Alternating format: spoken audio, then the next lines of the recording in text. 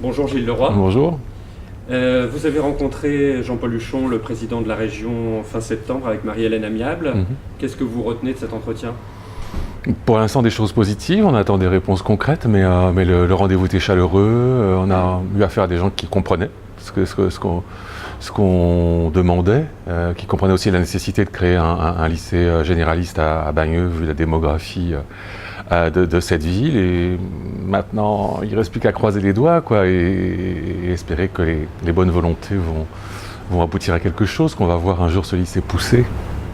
Pourquoi c'est si important pour vous que Bagneux bénéficie d'un lycée de qualité? Moi, je suis un enfant de Bagneux.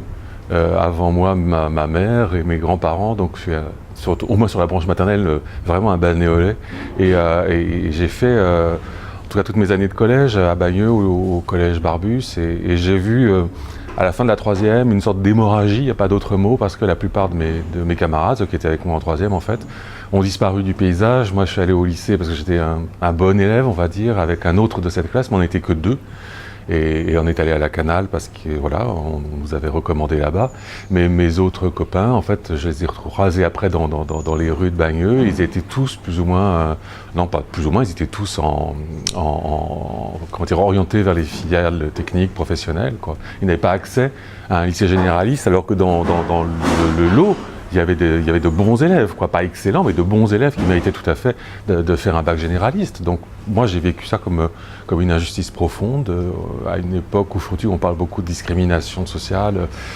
C'est là que ça commence à l'école, et c'est tout à fait injuste qu'on mette automatiquement, parce qu'ils habitent à Bagneux, des enfants directement en technique ou en professionnel. Non pas qu'il y ait une honte à ça, s'il en faut, c'est très bien, mais moi je suis toujours un peu interloqué quand je vois qu'à 13, 14 ans, on ampute un futur être de ce qu'il aurait pu faire. C'est ça l'idée. Le comité de soutien que vous présidez a été rejoint par de nombreuses personnalités, c'est important? Écoutez, si j'ai bien compris la réaction de Jean-Paul Huchon, oui, ça l'a impressionné. Et donc, vous voyez, c'est important. Moi, je ne me rendais pas compte. J'ai toujours l'impression, quand on est public comme ça, on se demande si ce qu'on fait a de l'importance ou pas, si c'est... Est-ce que ça a vraiment du poids?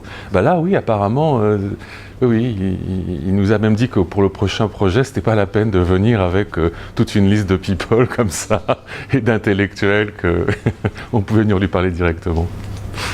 Qu'est-ce que vous avez envie de dire aux balnéolais qui nous regardent en ce moment et qui n'ont pas encore rejoint le comité de soutien? De signer, bien sûr, de signer ce soutien et d'y croire et de faire en sorte que ça se fasse. Enfin, on est un peu dépendant, bien sûr, c'est la crise, on le sait, on nous l'a assez seriné, donc on est indépendant de l'argent, et ça coûte très cher un lycée, mais bon, si j'en reviens à cette réunion avec Jean-Paul Huchon, il n'a pas mis l'argent comme quelque chose qui pouvait être éventuellement le principal obstacle, quoi. Il y a aussi un obstacle d'échéance électorale, là, qui vont un peu peut-être compliquer les choses, mais bon, écoutez, je croise les doigts. De toute façon, je suis plutôt quelqu'un d'optimiste et qui garde espoir, donc je croise les doigts. Et les balnéolais, c'est quoi leur rôle dans tout ça?